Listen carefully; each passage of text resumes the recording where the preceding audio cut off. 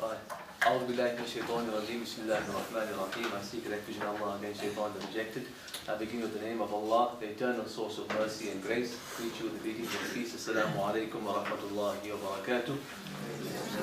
May the peace and blessings of Almighty Allah be upon one and all of you.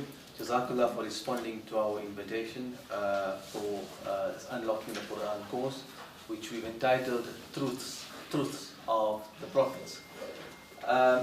Before I give you the course outline, let me just remind you of a few ground or house rules pertaining to this course. One, we'd like you to keep your phones on silent, so please check that your phones are on silent.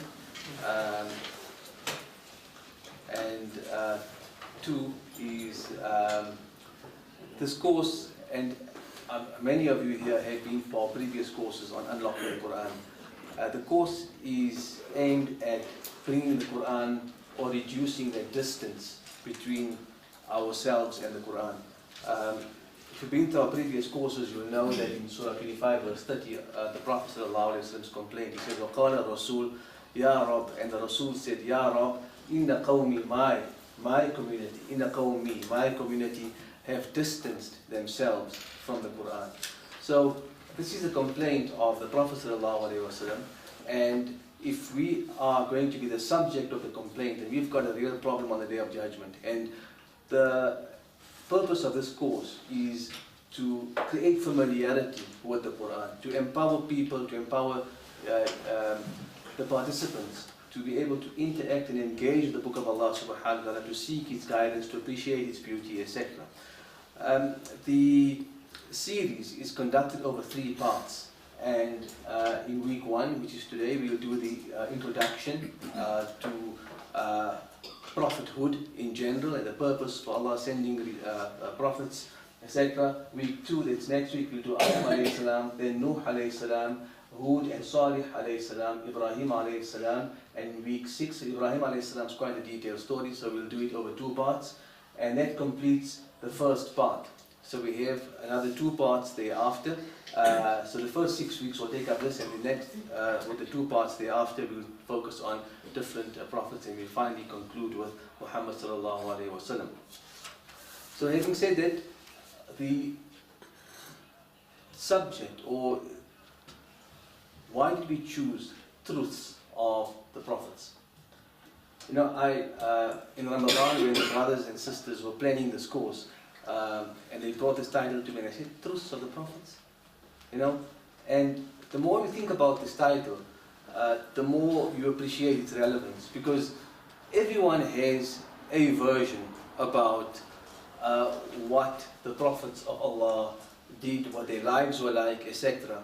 I'm sure many of you have heard of books like Qasasul Anbiya, etc. And may Allah bless all of those authors. But one is, when we talk about truths of the prophets, then there's only one absolute truth in the life of a believer. And the one absolute truth in the life of a believer is what comes from Allah subhanahu wa ta'ala. Okay, so in Surah 47, Allah tells us, the believers believe in the Quran because it is al-haq min Rabbihim, because it is the truth from their Lord. So what we're going to focus on in this course is look at what the Quran has to say about the prophets. Right? And we're going to separate fact, not from fiction, from what is not confirmed by Allah subhanahu wa ta'ala. So whatever we say to you here, we're going to try and support with a verse from the Quran, and we're going to look at not just the lives of the prophets of Allah. We're not going to treat this as a traditional story, but we're going to treat this with what the Quran wants us to, or how the Quran wants us to treat it. And we'll go through this in the introduction. So it's going to be very different from a traditional qasas. I think you're going to find it much more in-depth and interesting, and we're going to call on you to apply your minds to the various verses that we go through.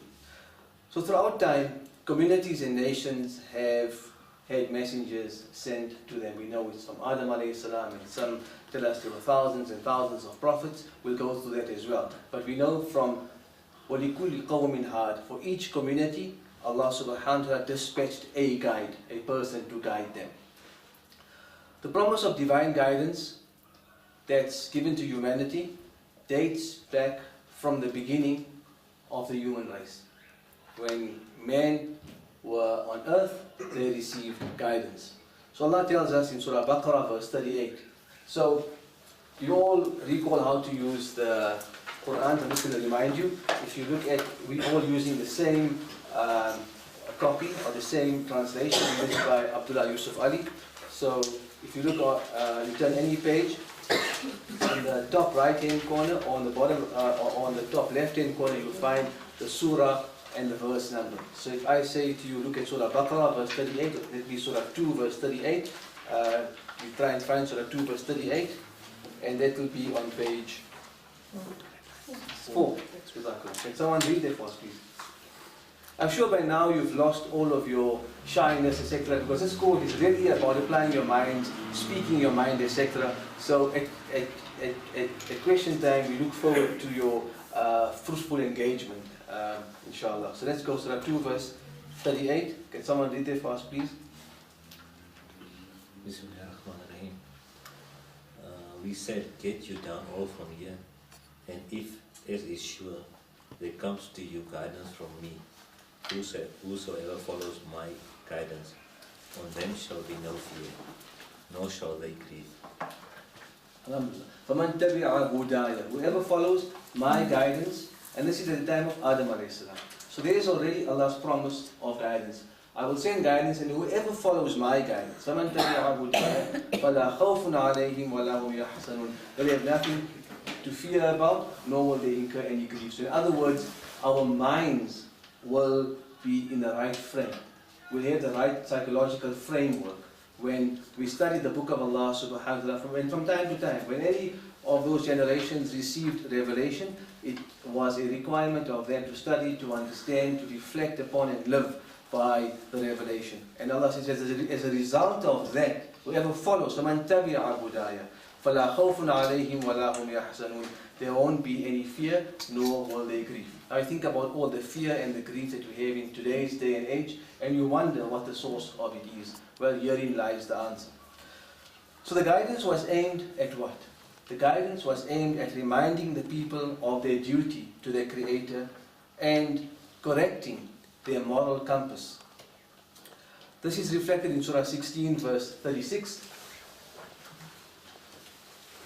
Where Allah says, for we assuredly sent amongst every people, for we assuredly sent amongst every people a messenger. So Surah 16 verse 36. I forgot to say, you will get the note at the end. So if you'd like to make your own notes, please do so. To just reinforce the verses, etc. Surah 16 verse 36. And that's on page 181. For we assuredly sent amongst every people a messenger. Right? With the command. What's the command?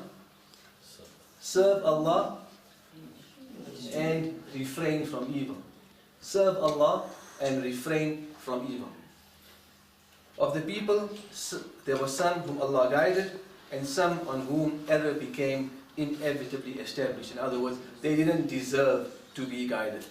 So, because by their conduct, they just refused to accept the guidance. Then Allah says, Assalamu alaikum. There's a place here in front for you. We kept it just for you. How are you, Uncle? Assalamu alaikum.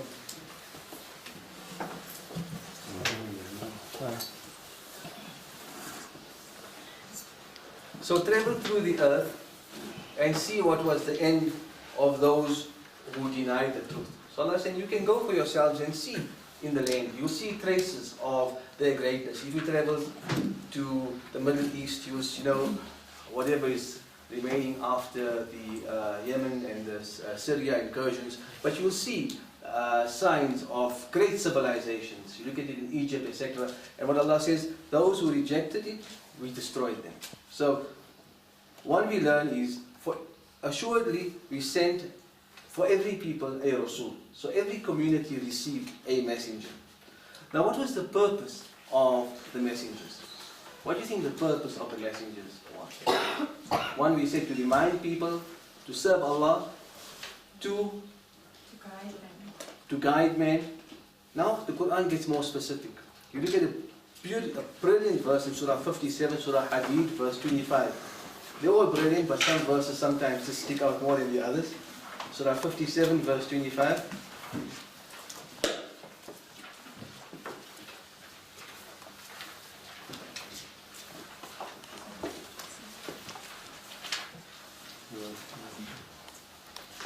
And that's on page 385.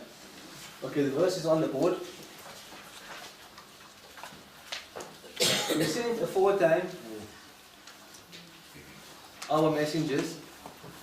We sent aforetime our messengers with clear signs and sent down with them the book and the balance. Kitab wal Mizan. For what purpose? For what purpose? لِيَقُومَ النَّاسُ بِالْقِسْطِ. To establish social justice.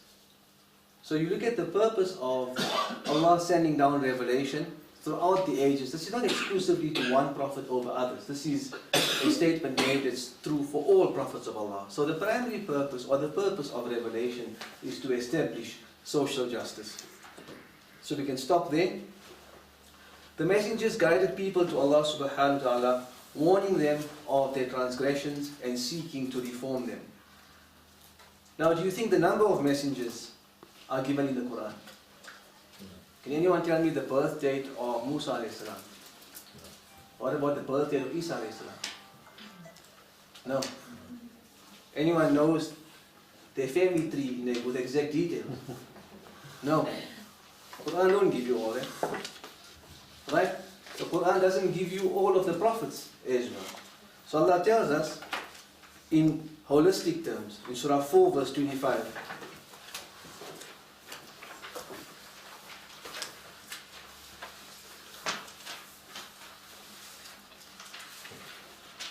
Surah 4, verse 163 to 165. We sent you, O Muhammad, what page number are we on there? Surah 4, verse 163, page 66. We have sent you, O Muhammad, inspiration, as we sent it to Nuh and the messengers after him. We sent inspiration to Ibrahim, Ismail, Ishaq, Yaqub, and the tribes, to Isa, Ayub, Yunus, Harun, Sulaiman, and to Dawood we gave the Psalms. Of some messengers, we have already told you the story. Allah is telling the Prophet of some messengers, we have already told you the story. Of others, we have not. Of others, we have not. So all the prophets are mentioned in the Quran. And to Musa, Allah spoke. وَكَلَّمَهُ اللَّهُ مُوسَى تَكْلِيمًا. Messengers who gave good news as well as warning to mankind. So you heard that phrase, Bashira wa Nadhira. Right? The prophets came as Bashira wa Nadhira. Allah tells the Prophet, you are inna arsalnaka shahida wa mubashira wa nadhira. So all of this is not unique to one particular prophet. It's unique to prophets in general. They're coming as shahidan, as mubashiran, people bringing good news, wa nadhira, and warning people against bad conduct and telling them against the consequences of evil conduct. Messengers who gave good news as well as warning that mankind, after the coming of the messengers, should have no plea against Allah. For Allah is exalted in power, wise. So on the day of judgment, they can't get up and say, there were no prophets. Oh Allah, you didn't send the message, etc. They can't put up excuses. Allah is saying, I'm giving you the guidance. And I'm giving you the choice to accept the guidance or not. The individuals chosen by Allah subhanahu wa ta'ala received wahi. You heard the term wahi? So wahi is that communication between Allah subhanahu wa ta'ala and His anbiya and His messengers. And His to discharge or to dispense the message. So whatever comes to them is known as wahi. So there are different forms of wahi. For example, Allah talks about the wahi to the bee, etc. But it's not a wahi in terms of nubuwwat. A wahi in terms of nubuwwat means that the Prophet of Allah receives a message and now he becomes obligated to make da'wah, to give the message. And if he doesn't do that, or he doubts doing that, or he wants to avoid doing that, what happens to him? He can get punished. He will get punished because it's his responsibility to do so. I'm sure you all know the example in the Quran. We'll come to it later. When reading through the Quran, many times we will come across a narration of one of the prophets that was sent by Allah subhanahu wa ta'ala. We learn the name of the prophet and the people to whom he was sent. We read of the crimes that the people were involved in and how these people were dealt with at the end. We learn how they responded to the Prophet of Allah as well. Right? And the different types of crimes, when you look at all of these crimes, you've got different prophets and we go through them each week. You see how, when you put all of them together, how the Quran addresses skillfully all the different types of major crimes that humanity are involved in. So you say, oh, that prophet, I can identify with that. The camel, I can identify with these rights. You know, monopoly, etc. With those patterns of human behavior. And what was the end of these people? So the Quran goes in its totality, addresses all the major crimes that we are to stay away from, and gives us examples of what was the end of those peoples when they rejected or acted against what Allah subhanahu wa ta'ala had prescribed for them. Anyone who has come across any of the stories are called in Arabic the qasas. Right? The Quran uses the word qasas as well. And if you've looked at these qisas or the qasas, then you'll notice that it's not merely a historical narrative. Firstly, and if you look at the Quran, there are too many details missing in the lives of the prophets. Allah talks about Idris, a few verses. You don't know where Idris was from, etc. You have no further details. Allah talks about the Thamud, Salih alayhi salam, etc. Not much details are given. But just enough details are given for Allah to achieve His purpose of guidance. So you ask sometimes, why is the Quran missing all of this? Man, did you want such a big book? Okay, maybe such a big book wouldn't have been enough, because if Allah told us where He was born, we would have wanted to know what time. If He told us what time, we want to know, was it in summer or in winter? Was it hot or cool? And we would have gone on and on and on. And as a result, Allah's revelation, we would have expected it to be as big as the earth. Allah has given us enough in the Quran where He says, إِلَّا تِبْيَانًا لِكُلِّ شَيْءٍ. It's an exposition of each thing. So each thing that's relevant for guidance, one must always approach the Quran from one perspective, or revelation from one perspective. What is the purpose of revelation ultimately? The purpose of revelation ultimately is to guide. And the Quran gives you enough details. Allah's revelation in general, whether it was the Torah or the Injil or the Zabur, etc., that Allah sent in those the times gone by, was enough.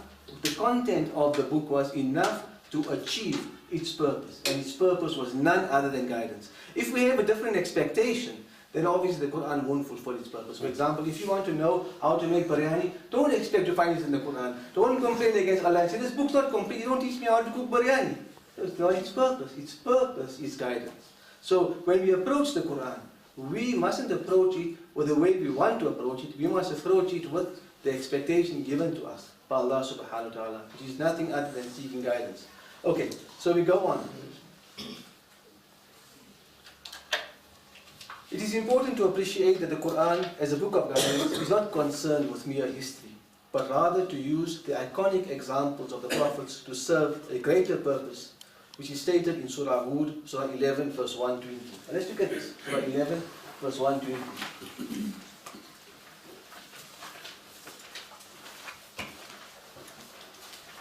This is the one verse you must remember. If there is one verse you must remember about the stories of the prophets, and this is the verse. Alright? And it's very easy to remember. I'll give you an easy way of remembering it. What is the most lengthy story given in the Quran? The story given in the Quran that occurs primarily or exclusively in one surah. The story of a prophet. Surah Yusuf. Okay. So at the end of Surah Yusuf, about the end of Surah Yusuf, you'll find a similar verse. Okay, so Surah 11 and Surah 12, at the end of these surahs, Allah tells us why He has told us, or the purpose of the qasas, of the stories. All that we relate to you of the stories of the Rasuls, the qasas of the Rasuls, with it we make firm your heart. Allah is talking directly to the Prophet ﷺ. What's the Prophet ﷺ going through? He receives the revelation. He's part of this Meccan community. He grew up there. They all had hopes in him. Now he gets up. Oh my word, I've got to tell these people that they all, worshipping these idols, etc. What happens to the Prophet ﷺ? He gets challenges. They want to beat him up. They want to kill him. They want to get rid of him. So Allah tells him, all that we told you about the previous prophets, with it we make firm your heart. We make firm your understanding. We give you that comfort. You're not alone in this, O Muhammad. You're not alone in this. In them, there comes to you the truth. That's why we chose the term al-haq. In them, in what? Not in just the stories of the prophets, in what Allah tells us about the prophets. Is wholly true. What's not there, we don't know. Since the speculating about it. As well as an exhortation and a message of remembrance for those who believe. Now let's look at Surah 12, and see if someone can find that verse for us. Just let someone find it for us. It's somewhere at the end. The last verse. The last verse. Got it, alhamdulillah. Okay, so everyone go to the last verse of Surah 12. So I doubt you're going to forget it. You're going to go to the ahsan. Allah says, نَحْنُ نَقُصُّ عَلَيْكَ أَحْسَنَ الْقَصَصِ. We have revealed to you the most beautiful stories. Alright, and that's in Surah Yusuf. Now you're going to go to the last verse of the most beautiful story. And you're going to look there. Allah tells us there, لَقَدْ كَانَ فِي قَصَصِهِمْ. There is in their stories instruction for people of understanding. مَا كَانَ حَدِيثًا يُفْتَرَى. That is not a story, a tale invented. This is not a حَدِيثًا يُفْتَرَى. وَلَكِنْ تَصْدِيقَ الَّذِي. But it's a confirmation of what took place. It's a confirmation of what took place. Right? وَتَفْصِيلَ كُلِّ شَيْءٍ. And a detailed exposition of each thing. So Allah is detailed, He's giving us enough detail to achieve وَهُدَى. The next word in there is وَهُدَى وَرَحْمَةً. A guide and a mercy to any who believe. So the purpose is important to understand and approach the Quran and the stories from that understanding. Right. Now we go to Surah 42.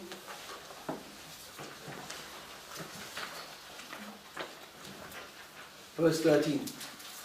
What message did all the prophets come with? What message did all the prophets come with? What was the essential message? What do you think they all had in common? You think Musa a.s. was a Jew? Or Isa a.s. was a Christian? What do we think? We'll come to that now. Believing one God. Surah 42 verse 13. So Allah tells the Prophet ﷺ, listen, you haven't come with anything new. This is the way life had to be from day one. Allah's essential message remained the same. The laws changed from time to time as people matured. But the message, the overall message, which was centered around the authority of Allah. This is what the Quran comes to establish. The authority of Allah. No one is on the same authority. No one can share his authority. And this is what the Quran came to establish. شَرَعَ لَكُم مِّنَ الدِّينِ. The same religion is established for you, that which He enjoined on Nuh, that which we sent by inspiration to you, and that which we enjoined on Ibrahim, Musa, and Isa. Now here's it summarized. Namely, that you should remain steadfast in deen and make no divisions therein. Oh my God, and make no divisions therein. Where are we today from this? We are away from Allah's original deen. We are away from the deen of Islam. Right? And make no divisions therein. To those who worship other things besides Allah, hard is the way to which you call them. Allah chooses to Himself whom He pleases, and He guides those who turn to Him. So the same religion Allah established from day one. So the followers of Isa a.s. were Muslim. Isa a.s. himself was a submitter to Allah? In Arabic, what do you call a submitter to Allah? A Muslim. Musa alayhi salam says, وَأَنَا أَوَّلُ الْمُؤْمِنِ. I am the first to be a mu'min. I am a submitter. So, this term, Christian and Jew, etc., came after those prophets left the earth. Long after, the followers started choosing for themselves these words that describe them. Muslims have unfortunately done the same. Allah tells us, "Huwa sammakum al-muslimin." Allah who chose you as Muslims, min qablu wa fi hadha, in this revelation and in times gone by. We can look at the verse in Surah 22, the last verse in Surah 22.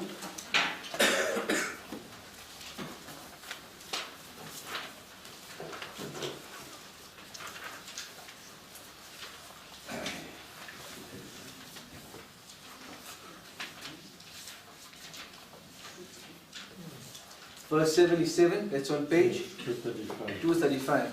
We're still getting the page numbers first. From the last course, we're still getting the page numbers first. I'm still far behind. No, you look like you're way ahead. I'm searching for a diet, so. All you who believe, bow down, prostrate yourselves, and adore your Lord, and do good that you may prosper. And strive in Allah's cause as you ought to strive, with sincerity and discipline. He has chosen you and has imposed no difficulties on you in religion. It is, I won't say the current, but the millat of your father Ibrahim. Millat abikum, Allah is talking to us in the plural. It is the way of your father Ibrahim. It is Allah who has named you. It is He who has sammakumul muslimin. He has named you Muslims, submitters, when both before and in this revelation.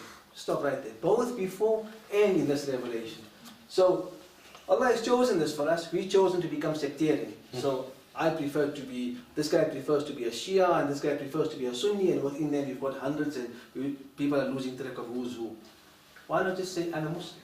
What kind of a Muslim are you? What kind of a submitter can you get? I'm a submitter to Allah. What kind of a submitter? What kind? I'm either a submitter or I'm not.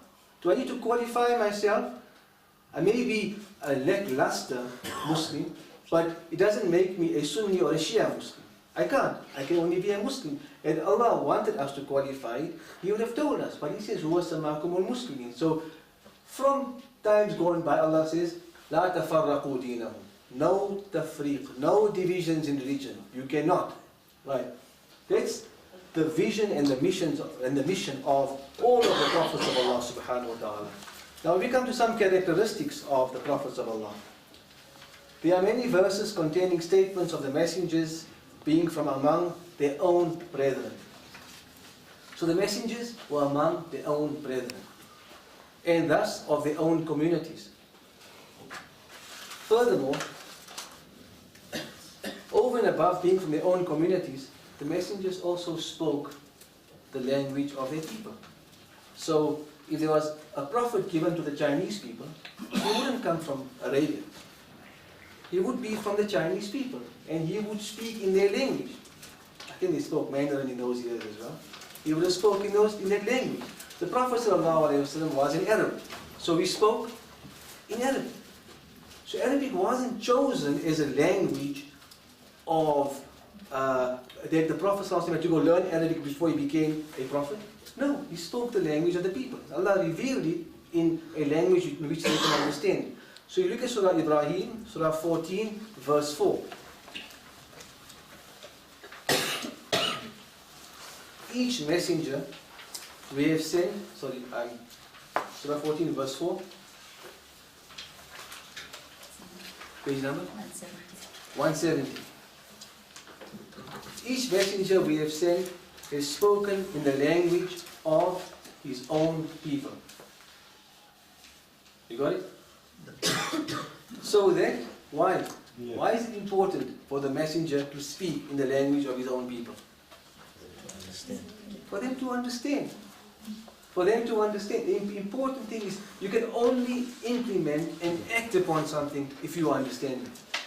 And the basics of understanding is language. So Allah says, in order that He may make the message clear to them. There can be no doubt. He comes, He speaks, Yes is yes, no is no. There's no confusion between the two. Right? But Allah lets go astray whom He will and He guides whom He pleases. He is Almighty, the All-Wise. Now in Surah Anbiya, there is a surah called Anbiya, the prophets. Come across a surah? Surah number 21. Surah number 21.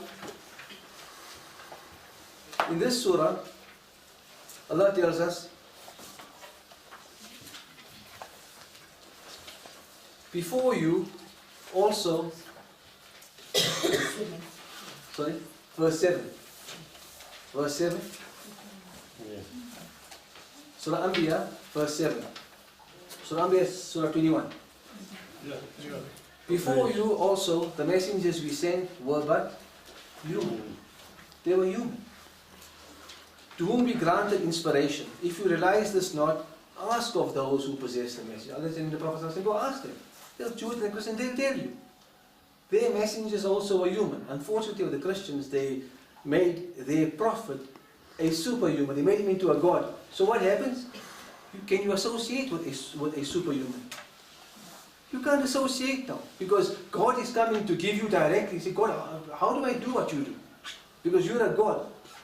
Right? So they, out of love for Nabi Isa, they overpraised him and made a distance between themselves and him. And as a result, they made shirk. But the Prophet ﷺ, Muslims, alhamdulillah, haven't done so. And neither have the Jews with Musa ﷺ. So we kept them as humans and someone that we can associate and emulate. Fortunately, with the Jews, they held Uzair as a son of Allah. Fortunately for Muslims, we haven't trekked down, we haven't gone down that dangerous path. Furthermore, what were their lives like? These were holy, pious people. Imagine having divine contact, interacting with an angel, getting the revelation of Allah. وَكَلَّمَهُ اللَّهُ مُوسَى تَكْلِيمًا. Allah speaks to Musa. What a level must you come? You have to be on another level altogether. I can't imagine that. It's so powerful. What were their lives like? Their lives were like you and I. They were ordinary people who you could associate. You could shake their hand. They walk in the markets. Allah says they walked among the souks. They were good human beings who would do the daily chores. In Surah 25 verse 20, Allah says, and the messengers whom we sent before you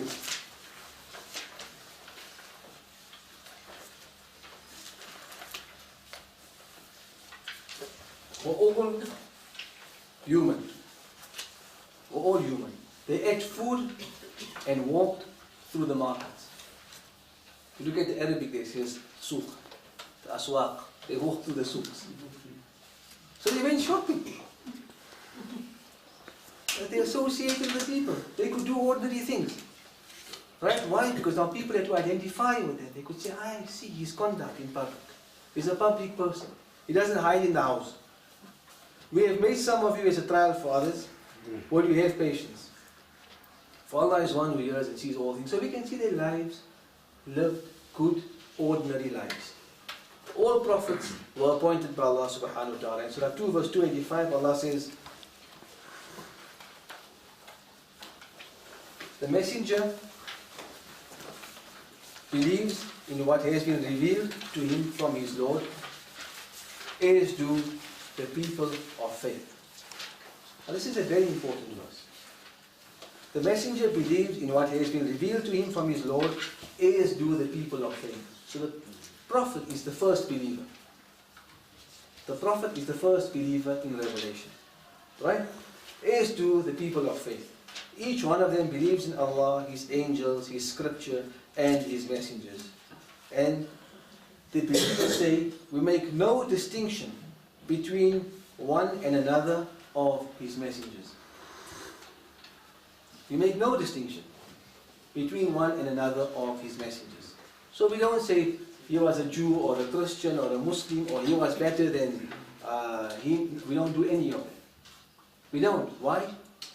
Because they all were part of this team. لا نفرق بين أحد منهم. We don't want to distinguish. Allah says, تلك الرسل فضلنا بعضهم على بعض.